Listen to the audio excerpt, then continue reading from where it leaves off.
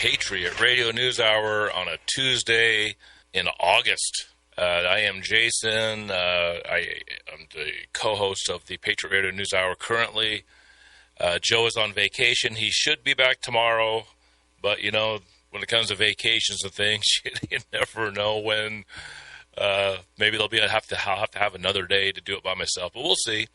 We sell gold and silver. Patriot Trading Group, well before I joined up 8.5 years ago, was selling gold and silver from shortwave radio to being on a couple of radio stations, one in Arizona, one in Colorado. Been doing it for a long time, 30 years.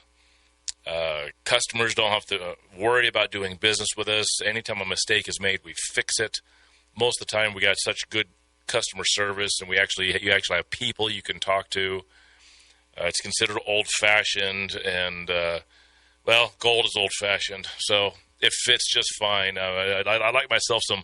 I like myself some old-fashioned gold, right? You know, we specialize in those pre-33 gold coins. You know, we like the pre-64 silver.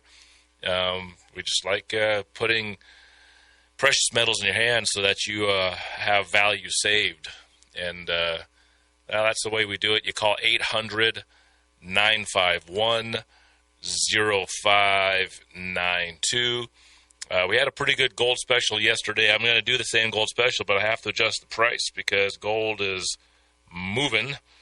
Let me refresh my screen here and see. Gold is still moving up here. Gold's been strong today. It's $4,080 is the spot price, up about $26. Silver is flirting back with $60 an ounce. It's at $59.60. It's up about $1.40. And gold and silver's been liking this, just under $60 or around $60, and gold's been liking this $4,000 range. And many times when I've been on the radio, I've said, hey, this is the good old days. This is one of those spots where you can get it in this really cool price because it's going to have another leg up. Glenn's been listening to me for years. He's joining me again today on the air. And I don't, Glenn, how many times have I said, hey, this is one of those times where you look back, it's like, hey, I bought my gold at $4,000. And people in the room are like, really? Oh, I can't believe it, right? And since I've been a part of the Patriot Trading Group, Glenn, I've had people come in, I bought my $20 gold pieces for $300, right? So I started buying gold at $800, and so I'm pretty happy about that, And so you mentioned it's Tuesday. Is it Taco Tuesday? Because we're supposed to have a deal tomorrow, the deal of all deals, because we just suspended the largest airstrike since World War II. This is the 7th or 8th time we've done this, man. I tell you, it cracks me up. Well, we're gonna hit. We're gonna hit another segment. Let's start hitting that stuff on the next segment. We're gonna hit commercial here. I did want to say, hey, let's. I don't know if this is a downer. I don't know. I remember dates pretty good. Not as good as some people do, but you won't believe this because you mentioned Eric Cedarstrom yesterday. I think, Glenn, on the show. 6 years today. That's when he died. 6 years. You believe that? That guy that was on the air for all those years, he's been gone 6 years as of today. That's hard to believe. I loved listening to him. I had to pull over on the side of the road a lot of times because stuff he said was so funny that he cracked me up. He was Joe and Eric were the two best radio personalities because they played off each other so well. And it was because, he called himself a catastrophist, and he's right. And that's the way I am. I mean, I don't like to see the negative in everything, but there's so many easy ways to see the negative in stuff and plan accordingly. And that's how you need to react in this kind of world we live in. It's good to be proactive, but a lot of times you're reacting. Well, I mean, if you have a very sharp razor and you're going to shave your face, there's some danger if you use the tool wrong, especially when it comes to shaving your neck, right?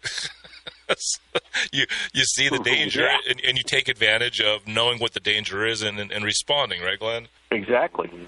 And buying gold and silver is one of the best ways you can be proactive against hedging against inflation. It's just the best way to do it because it's a store of value. You have it in your possession. You don't want to ever buy paper gold if you can. You don't. That's just ridiculous because even if you ask for physical delivery, they don't have to deliver it to you. They can just cut you a check because they oversell these contracts. Was it like 40-1, Jason? Basically, J.P. Morgan. They're horrible at it. Yeah. Well, and the COMEX is a lie because there's not enough gold or not enough silver in the COMEX to back up the paper contracts. It's completely a paper silver is a complete lie. Physical silver is for real, and that's what you need to be doing. The middle of COVID was 6 years ago. The middle of the first COVID year, 6 years ago. I know. I almost died from it. It was. I was right on the edge. Dying of whatever they said that it wasn't. Oh man! No, whatever it was, whatever it was, it put me in the hospital for 13 days. It kicked my butt. Yeah. Well. And I didn't get the shot, and I won't get the shot. I will not do it. The whole COVID thing was such an abomination, and it's funny how forgiving people are. Just we're just letting it go. You got Fauci in front of Congress and doing the little shame parade on him. What does he care? He's made his millions of dollars. There's no way they're going to arrest him or put him in jail. And but I don't know. People died 6 years ago, huh, Glenn? Yes, they did, and it's a shame. Glenn hit on a few things about maybe some taco coming up, and are we going to bomb something? We'll get into it with Glenn Biddle on the other side of the break. Patriot Radio News Hour. The number to call, 800-951-0592. We have $20 Liberties for $4,095. The price is up.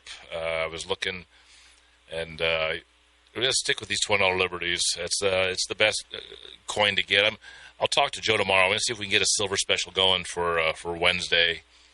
But right now, this is where it's at. Call 800-951-0592.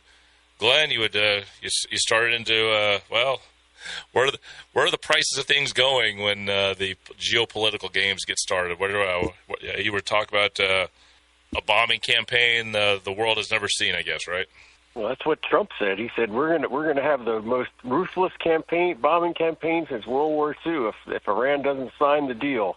But I'm going to hold off because Saudi Arabia told me to wait to try to get this deal. So I'm going to, we were cocked and locked, ready to go, but we're on hold. Now if they don't sign that deal, well then we're going to unleash it. Like, yeah, sure you are. No, you're not. You're not going to do it. You can't do it because then you go deeper into the hole of the quagmire. And ironically, with 100 million barrels of oil off the market, Saudi Arabia has made huge profits this year, or this quarter rather, in selling oil because the Brent crude is like $108 a barrel. They were selling it for 66, so they're making huge money right now. All they did was shift their production west to the Red Sea, and they're selling it, transporting it off to the Red Sea. Now the Houthis might have something to say about that, but they're making bank right now. They're not that upset about this. Yeah, you're saying that the oil barons are their dollars per month profit has not been affected, is what you're saying. But they've made money. And Saudi Arabia has made money. Saudi Aramco has made money, about $33 billion this quarter, in selling oil, even with 100 million barrels off the table right now. That's amazing. Do you know during the Biden administration, the oil companies made their biggest profits ever? Remember, Biden was supposed to be shutting everything down, and everything was going to, he's going to shut down all the oil, and there was a meeting that Biden had once he won the election, or however you want to view the 2020 election. Once it was decided he was going to be president for 4 years, before his inauguration, he met with all the heads of big business, got in a big room, and his main message was, "Don't worry, nothing will change. Everything was going to go according to plan." And the oil prices were a little lower during Biden's administration, but they were raking it in. And now look, we have a recession that's fast approaching, possibly a depression. I don't know, Glenn. You're there in Maryland. Does it seem like there's a lot of businesses that are just thriving around there? Or is it just kind of like the Flintstones? You got Walmart and Starbucks and Target, and it just, it's like a a revolving picture of the same 5 or 10 stores when you drive through neighborhoods. With almost no, every small business I talked to at the radio station, Glenn, they're all it's just not good right now. Yeah, all the corporate stuff like you would normally see is doing fine, I'm sure. Now, around Baltimore, they have some issues because of crime. They've run a lot of businesses out of the city just because it's not safe. Apple store closed in Towson, which is a very affluent neighborhood, because the bus service out of the inner city of Baltimore now connects out to the suburbs, and all those problems just ride the bus out into the suburbs where the rich people are, so they rob them out there, and they've made nice areas bad now. But that's just locally. Now, apparently Maryland has the second worst economy in the nation. Our brilliant Governor Westmore, obviously we have the Key Bridge that collapsed 3 or 4 years ago, which they haven't done anything to fix. And they still even have a contract or a site plan or anything yet for that bridge, which is absolutely ridiculous. But he says it's the fastest moving project in this country. Well, that's shocking then, because but all the news, if you turn on the talk radio in Baltimore right now, the Baltimore Orioles, the very mediocre baseball team, traded 3 of their players. One of them was their first-round draft pick 3 years ago, a catcher. Of course, that's what everybody's upset about. Like, oh, my God, this is terrible. I'm like, meanwhile, the state legislature is having a special session to change the state constitution and redistrict a Republican out of his district, so they have 8 Democrat districts where 40% of the people in Maryland vote Republican. But everybody's worried about some catcher that's just got traded by the Orioles, and that's what's important. And you see all these comments like we and our and like our team and we need to do this. I'm like, wait a minute, are you on the team? Are you an owner? Why are you using all these phrases, we and our? You have no influence on that team. Just shut up. And these people live vicariously through these sports teams. It's very mental, I think, that people attach their identity to these sports teams. I'm not a sports bro at all. I hate it. And honestly, when I saw these posts that came up, like, fire Elias, like he's the head guy for the Orioles that does the player. I'm like, who's that guy? I have no idea who that is. And then this player, whoever he was that they traded, I'd never heard of him, because I don't care. I don't follow it. But everybody's freaking out, and oh my gosh, I just don't understand it. But see, that's the bread and circuses of our country right now. They would rather you focus on stupid stuff like that rather than important things that we think are important, like inflation and like the bridge, redistricting and things like that. Yeah, and the bridge, things that will actually affect your life. But the sports guy, he's hot news. And Sophie Cunningham. Now, I don't mind focusing on Sophie Cunningham because she's hot, and I think she's cool with the pointy finger. It's like, I'll watch her all day long. Like the UFC card, oh yeah, heck yeah, I'll watch her. But you know what? You want to hear? Here's a little fun fact I found out because I was. I look around for things to talk about, and sometimes it's just mind-numbing. But all the suggestions when you're on YouTube, they suggest this stuff. It's like stuff that you would never watch, and sometimes they get you, they bait you in, and or you're scrolling through those short videos. But she has a birthday coming up. That basketball player you're talking about, August 16th. She has the same birthday as Joe. The day that Elvis died, August 16th. Have a party. She's going to turn 30. How's that, Glenn? She's going to turn 30. I thought she was Jack's age. I didn't know she was 30. I was like, hey, I wonder if Jack could date her. Or maybe we should go to a WNBA game and see if Jack could propose a date to her. And I was like, oh, Jack's a little. Jack, I don't know, Jack. Hey, you there? Would you date Sophie Cunningham of the WNBA? Do you know who that is?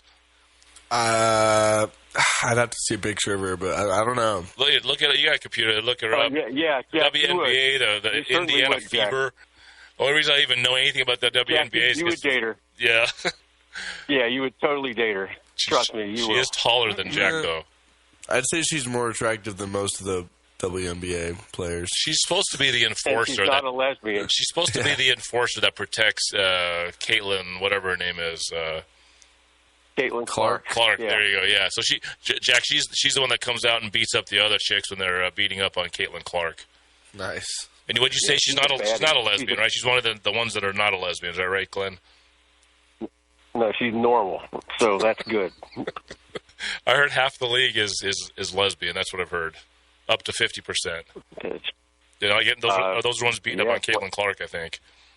Yeah, it's like women's tennis and golf, I guess. So, why is that? Why do we get here? Thanks, Jack. So, Jack, you would date her? Maybe. She's probably a little tall for me. Look her up, Jack. Oh my gosh, why? This is a no-brainer, Jack. Come on, what's wrong? So if she's 6'1", that means if Jack were to marry her and have kids, he would have basketball players for sons. He could be a rich man, have 3 or 4. He could have 5 sons. He can breed a basketball team, and live on Easy Street. He can have the next dream team in the Olympics, and have them all drafted in the NBA. You know, they'd all be. Sophie Cunningham, she's a basketball player. That's even better. She could teach them how to play the game. There you go. You know, I heard she's. You could send those, or you could send those 5 sons all over the world and start a banking empire too, like the Rothschilds.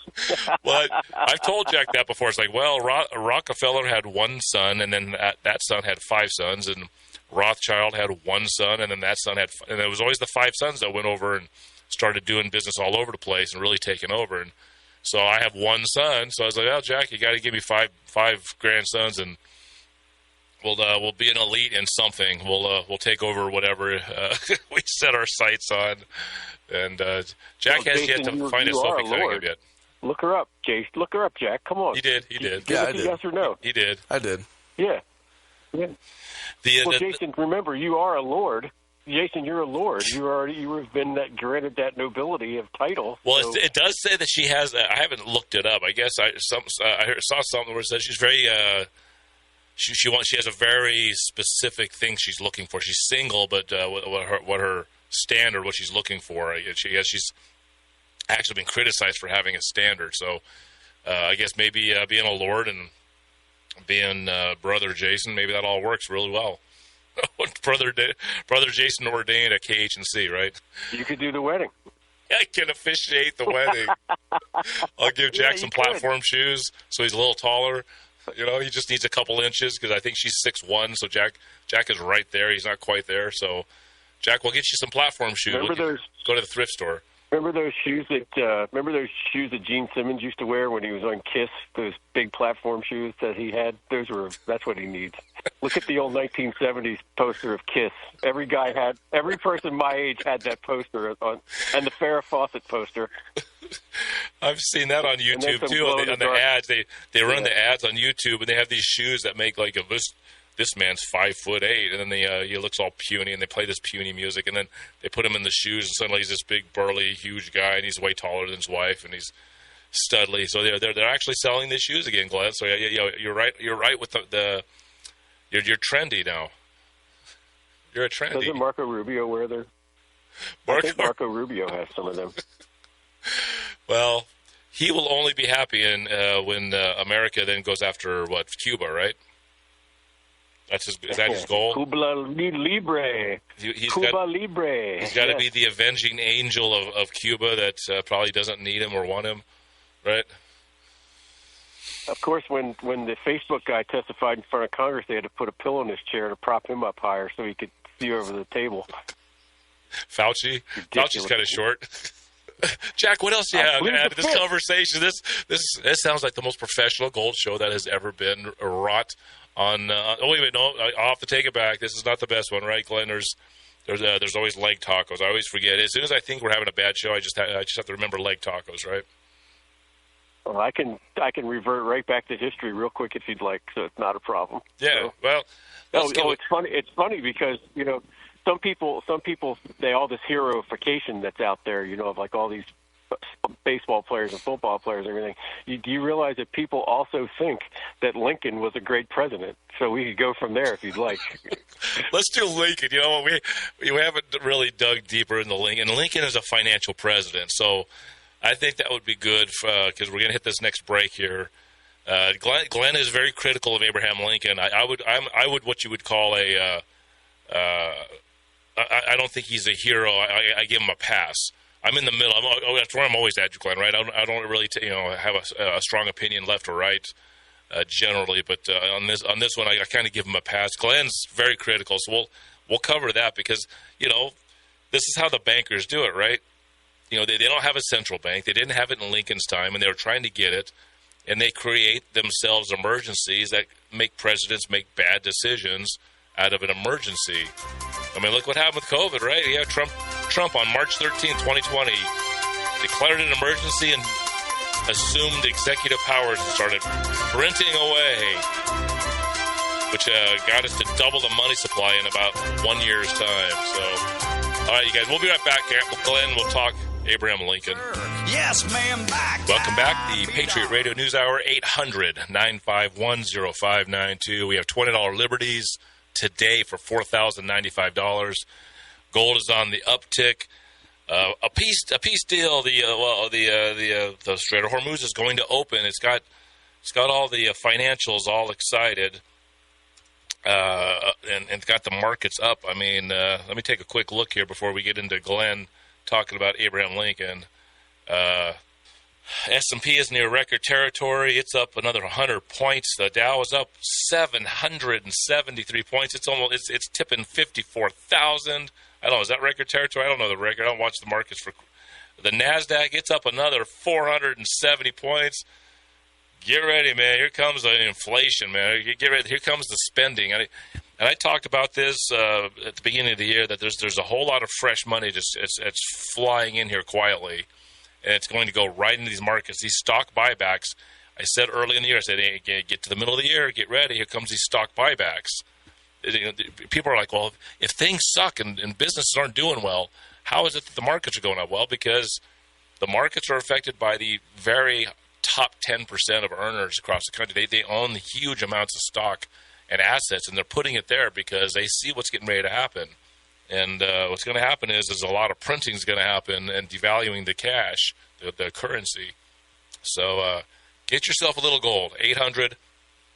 800-951-0592. Glenn, Abraham Lincoln, there was some economics going on leading into his election and the war he's presided over. Yeah, but before I get to him, you need to cue the Pam Bondi clip. Don't ask me about the Epstein files. The Dow's over 50,000. How dare you? Barbie AG there. Thanks. Well, a little double look finally at Pizzagate. I found a vid I was looking at last night. I was like, man, I'm going to put this on the air. All the information, all the stuff, and now that a handful of Epstein files are coming out, and they're validating all of the Pizzagate stuff. All that stuff is in the heavily redacted files that they're handing out for the public to look at, what little we get to look at. And we'll be covering that, as soon as you say Epstein, right? And we're talking, the Dow is, everything's great. Everything is awesome. Everything is awesome, right? And no. How dare you ask me about that when the Dow's over 50,000? Come on, get real. So the reason I don't like Lincoln is because where I live in Maryland. Maryland was a border state during the Civil War. We're technically a southern state, but the capital of the country was in Maryland. Maryland could not fall into the South. And Maryland was going to do whatever Virginia did. Virginia seceded. We were about to secede, so Lincoln, through the legislature, into jail, basically. He put the Maryland Supreme Court in jail. He, invalidated habeas corpus, suspended that. He put 5,000 troops into the state to lock it down. We were basically under martial law. So, and in my county, in the election, Lincoln got 2 votes. So when the Republicans have a Lincoln Day dinner, I laugh at them. I'm like, what are you doing, calling it a Lincoln Day dinner? People hated him here. He's not the great emancipator either, because when the Emancipation Proclamation was passed, it didn't even apply to the northern states. It only applied to places that were in open rebellion against the Union. And the South was its own country, so they didn't care anyway. Like, oh, we don't care. That's just a piece of paper that doesn't belong to us because we're our own country. So shut up. And that's why, if you take the citizenship test, one of the questions is, what did the Emancipation Proclamation do? And they want you to say it freed the slaves, but that is not an accurate answer. It is not right. So every year when I would start my government class off, I'd give them the INS test. It was 100 questions, citizenship test. I said, if you get all 100 right, you get an A for the semester. You don't have to do anything. And I knew that they would not get that question right because number one, it's a false question. And they're like, well, that's not fair. I'm like, you're right, it's not fair, but you didn't get 100%, so too bad. And we would move on. But I knew for a fact. In fact, we took a field trip up to Gettysburg, and we had a park ranger that was walking around with us, and he started talking about the Emancipation Proclamation, saying how it freed the slaves. Well, there were 2 or 3 social studies teachers with me, and we jumped all over him about that, and he had to, he shut up real quick because we knew what we were talking about. And after the tour was over, he's like, man, no one's ever come after me like that. Like, well, because people don't know their history like we do. We're from Maryland. How do you think we're going to feel about that, So that's why I don't like Lincoln. And you know who else gets a pass? FDR. FDR put Japanese Americans in internment camps on the West Coast. He confiscated the gold, and he never gets called out on that. Never, ever. So what would you have done if you were elected, and here comes the Civil War, and the Southern states are leaving? And the one thing, so Glenn, I agree with Glenn on all of this, but the one X factor I put in there is as to why I believe Lincoln, and I'm not going to go in deep into all the conspiracies and Freemasonry and all the other stuff that you can go deep into. Let's just go with a little more of the conventional story versus a little bit of the what I would say more of the real story, which was England and France were going to join this war. And Lincoln, I think, did the things you said, Glenn, to save the United States of America as a whole. I think if France and Britain didn't show up on the scene to take over their colonies or see what was left after a war, I don't know if Abraham Lincoln. I think it's possible he would have let the Southern states, maybe not Maryland. I guess there might be something more to that, but I think he would have allowed it to happen. That's just me, but when you see the enemy of Europe coming in, getting ready to reclaim, because here's what would have happened: the South would have been allowed to secede without any conflict. They would have very quickly been pit against each other and broken into even smaller colonies back to the colonial state, and then they probably would have been taken down one at a time. And I think Abraham Lincoln saw this, and I think he broke the Constitution on a couple of levels to try to preserve the country in some form, Glenn. That's why I give him a pass. I don't like what he did, but it's that whole presidential emergency, right? There's an emergency. Well, I'm not supposed to break the Constitution. Well, but if you don't, then there may not be a Constitution to break, right? It's a very slippery game that's played when financial interests are creating conflict, Glenn. Well, if you look at the Vietnam analogy where they say we saved the village by eliminating it, basically we saved the country by eliminating it.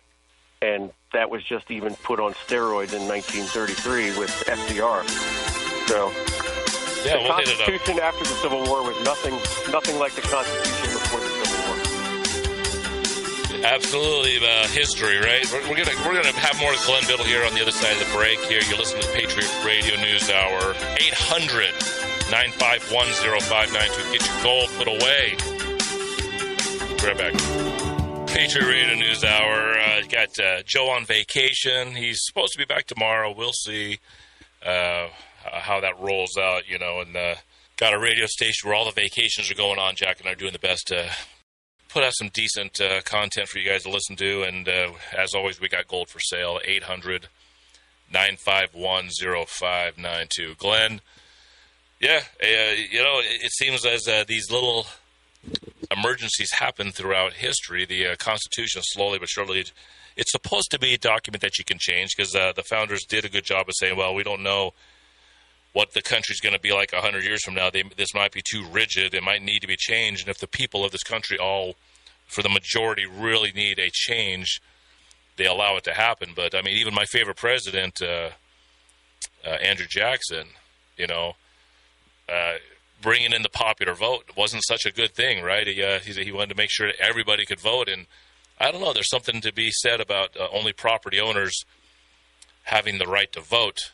And, you have a skin in the game, right, Glenn? If you have skin in the game, your vote it means a lot more. You're probably paying attention and for the better good of the country. Because if you're a businessman, or if you're an owner of property, if you're, when you own a piece of the country, you need the country to do well for that piece of property to do well. Whereas if you don't own anything, and you don't have really any stake in who wins the next election, it's it used to be that, well, then you don't really need to vote, right, Glenn? Well, voting to some extent really doesn't even matter right now because of the dilution of the vote and the fact that it's not a secure vote, that we can anybody can vote. Pretty much, they want to lower it down to 16-year-olds, and even I would poll my students, and they were just like, "No, don't let us vote. We're idiots." And I'm like, "Yeah, I agree. You are all idiots. And, you'll get smarter as you get older, and once you get the first job and you get a dose of reality and you get taxes taken out of your check, then you become a very interested person in government." Because I always tell them, like, you may not be interested in government, but government's definitely interested in you. And I would have them write down all the different ways the government was interested in them, and they were shocked by it, And for Lincoln, don't take my word on it. There's a great professor here from Maryland, Thomas DiLorenzo, who's written several books, Lincoln Unmasked, The Real Lincoln, that just destroys the honest Abe that everyone knows Abe Lincoln to be. The Lincoln Memorial, where there's actually fasces symbols on his chair, which crack me up in that memorial, strength out of many.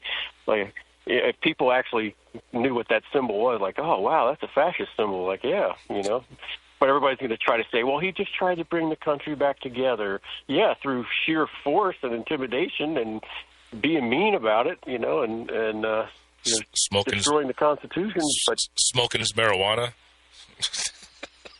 Yeah, smoking and playing his Hohner harmonica. Yes. I think that quote goes, there's nothing that satisfies me more than smoking some hemp and playing my Hohner harmonica.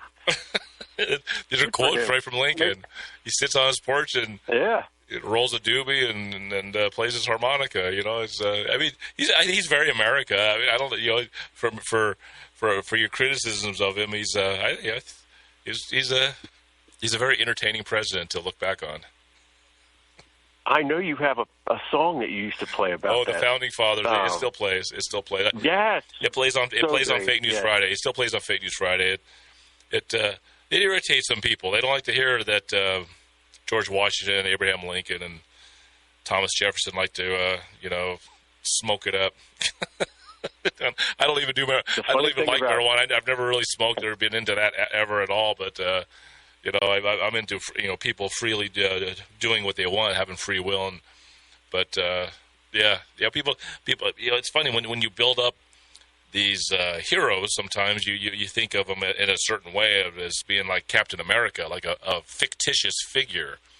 And I made sure when Jack was growing up, I told him to emphasize, what would Captain America do? When he's making decisions, so he would make good decisions. But I never expected him to be Captain America because it's fiction. There ain't no guy running around that can be as good as that guy, right? He's Superman, truth, justice, the American way, always coming to the rescue of those that need, and always stopping the bad guy. And in reality, it doesn't work that way. So it's fun, a lot of people, when you go to conventional, you're a teacher, and you're a history teacher, so sometimes and I know that you taught a different brand of history, but, as time goes on, do you ever feel like you just never were teaching real history ever? Because even as you grow older, you start to see history a little differently, I think, even in your older years, right? Oh yeah, definitely. We as a group of teachers, we decided we were going to teach hard history, which means we knew it was going to be controversial, and we were fine with that, to provoke thought. And we did lots of writing and document analysis and that kind of stuff to get the kids thinking for themselves. I can stand up there all day and lecture on history, and that's boring. But getting the kids into it and getting them interested and telling them cool stories and showing them a $20 gold piece and having the $20 bill and the $20 gold piece in the classroom and showing them the difference in value of those two things, how they used to be equal and now they're not. And the kids are like, oh, my gosh, and showing them what a 64 quarter looks like and how it sounds different than a normal one. And you can look at the edge to see the copper on a new one. And I'd say, don't go home and raid your grandmother's, change drawer and steal all our silver. I said, but you need to be looking for this, the pennies. And the kids were like, oh, this is great. So I had them on scavenger hunts out looking Speaking for of those silver coins, and Glenn, copper pennies. And speaking of those coins, I don't know if you heard this. I talked about it about a week or two ago. I'll probably bring it up more as time goes on. So they finally actually passed the, or they either I think they just did pass the actual legislation to get rid of the penny, even though they stopped making pennies middle of last year. By the coinage rule, they actually had they had to mint pennies last year because they hadn't been passed, but they passed it this year. But then they added something that people weren't looking at. We're hitting the break. I'll talk to you about this, about the changing of the composition of one of our coins. Was inside of that. It just shows you the sad state of affairs of the devaluing of the currency and how the nickel's next. Yeah, the nickel's coming. I think you remember. We'll bring it up on the last segment coming up, guys. Glenn, I think you probably heard me maybe say this, or maybe you knew, but the nickel, the composition of the nickel, which I don't know when they're going to actually do the change, if it's going to be next year, but the nickel that's too expensive. They one of the things was, well, let's get rid of the nickel and round to the dime, because the nickel, the composition, just the 75% copper, 25% nickel that it's made out of, it's the longest running coin that hasn't changed composition in the American money supply right now. It actually has almost 7.5 cents worth of metal in it. Obviously, to produce it costs even more than that. But other than the production cost, it's the meltable value that's concerning, and it's holding over 7 cents all the time now. It used to play around with 7 or 8 cents or 9 cents in the past, but it always came back down to where it was worth 4 or 5 cents. But now it's permanently holding 7 cents, and so do they want to round to the dime? And they're trying to figure out the consequences of that. Well, they do. One of the things about these coins is that there are metal providers. There's miners, or the guys who make the planchets. When they got rid of the penny, that means the zinc guys are being taken out. And one of the reasons that nickel became a coin years and years and years and years ago, when they didn't have to, was that they were trying to help the nickel miners. Because they were having a sagging couple of years, and so they made the nickel. Instead of the 5 cent silver coin, they had the 5 cent nickel. But what they're going to do is just like the penny which used to be 95% copper, they changed it to 97.5% zinc with a little copper shell. Well, what they're going to do with the nickel, Glenn, is they're going to make it. I don't know if it's going to be the same composition. I'm guessing it's going to be 97.5% zinc with a 2.5% nickel shell around it, and that should be hitting the banks, I think, sometime next year. Glenn, what do you think? Yeah, I've got ammo cans full of nickels and copper pennies that I've been just hoarding for years. That's maybe someday if we have to, we'll have to melt them down for whatever reason. Maybe the nickels will be the best, because the nickels will be better now, because with the pennies, you've had to go to the bank if you get any nickels, or if you get them in change, you have to sort them. Right now, currently, if you went to the bank and got yourself, I think it's $100 box of nickels, you currently have about $140 worth of metal in that box, and you don't have to sort them. So I've been flirting with the idea that it's very bulky, it's very heavy, but where else can you go to make almost a 50% profit by just turning your currency into a metal currency like that? I mean, when you buy silver for us, you got to pay the silver value, right? I'm headed to the gun range this afternoon, and if I pick up all the brass that I shoot, I can go sell it back for $2.50 a pound, which is daggone good money right now for brass, all because I bent over to pick up an empty shell. And the group I shoot with, we pick up every piece of brass we can find, and we scrap it, and we buy new targets with it, so it pays for itself. Great. Glenn, thanks for coming on with me. Urban miner. Absolutely. Thank you, man.